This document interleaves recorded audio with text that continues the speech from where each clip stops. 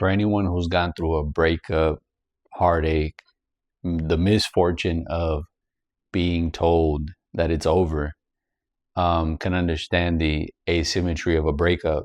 And what that looks like is that typically men will struggle for a very long time after a breakup. Now, on the flip side of that, women seem to, it almost seems like they didn't even bat an eye. The next day, they've moved on.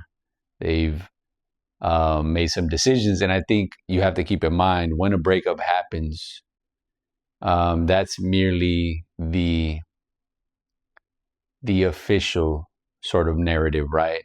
But on the hush, it's already in the ether. It's already been thought about, discussed, decided upon. So by the time it's thrusted upon you, there is no back and forth. There is no tit for tat. There is no dialogue. There is no sort of consensus. It is simply, these are the facts, right? This is what I've decided. And it's your severance. It's a goodbye, if you will.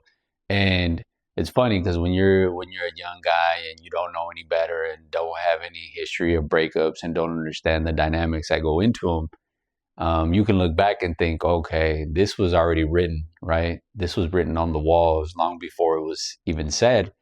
And it's noticeable in the small changes, the reactions you get to certain things that otherwise wouldn't have been the case. I remember I had an ex-girlfriend, and when we broke up, this homegirl 2 weeks later already had a new boyfriend.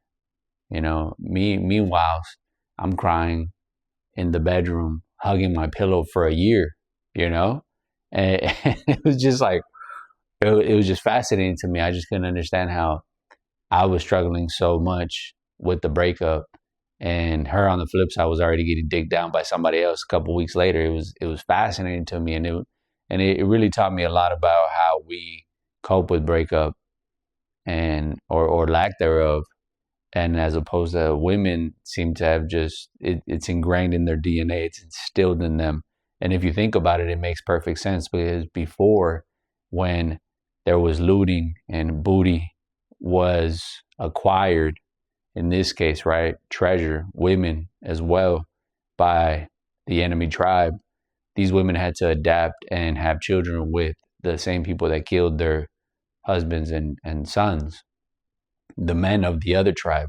And they had to get with the program. It was either that or die off as well. And so it was a survival mechanism. So you can't blame women for something that's ingrained in them. They don't know any different. And for guys, that sort of tragedy, that sort of heartbreak is harrowing. It's so difficult to get past. And I remember, and it never gets easy, right? Because I remember even after that, I had another long-term girlfriend that also broke up with me. And I should have known, right? And after the breakup, I realized, like, oh, okay, I had some missteps, right? I didn't catch the cues. She was sort of alluding to the fact that she wasn't on board with the narrative that we had set up, which was that we were going to get married, right? Or that we were going to spend indefinite time together. And then you realize, like, oh, there was certain subtleties in the things that she said that I didn't catch on to, because I just assumed that we were, she was committed to the same idea and we were on the same page. But somewhere along the lines, we went adrift. And even then, like I said, it took me a very long time to get past the fact that, there was never going to be a chance for us to be back together again. And clinging on to hope was probably the most dangerous thing, because I thought to myself, like, oh, it's just a matter of time, we can get back together. And the other problem was that I told myself I couldn't do anything better, right? This was peak for me, right? It was a deficit perspective that I had espoused. And it was going to be very hard for me to weed myself out of that and to undo that damage that I had done for myself.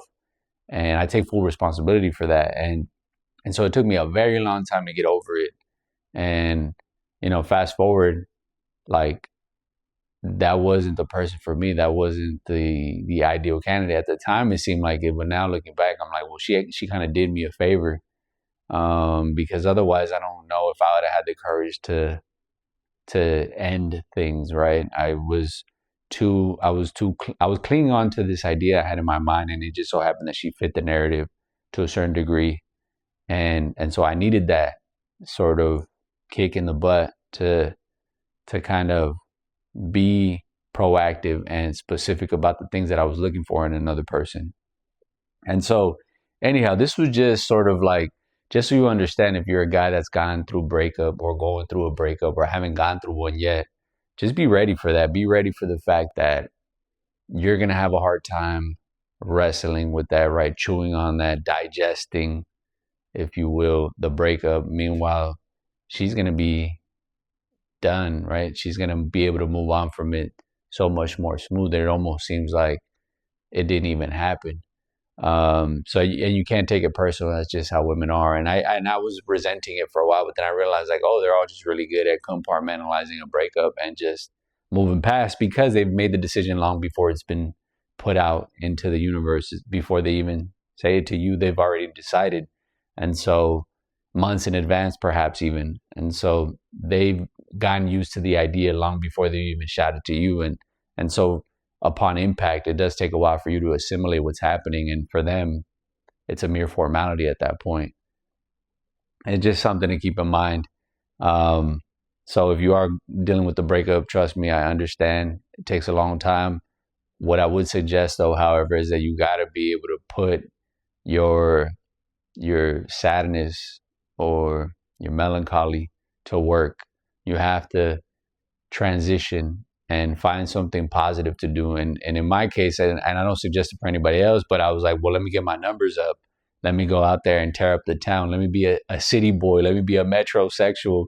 And so I had a little bit of fun. And but I would suggest, instead of doing that, is to find some hobbies, find some interests, delve into some topics, um, immerse yourself in something, in a skill, in something that's really going to give you a mission, a reason for being, so that you can ultimately distract yourself to the point where by the time you know it, you've gotten into something so different, you've developed yourself in such a way that if she were to ever reach out to you, you've already made so much improvement that you're not doing it for them to be impressed, but rather, look what you lost.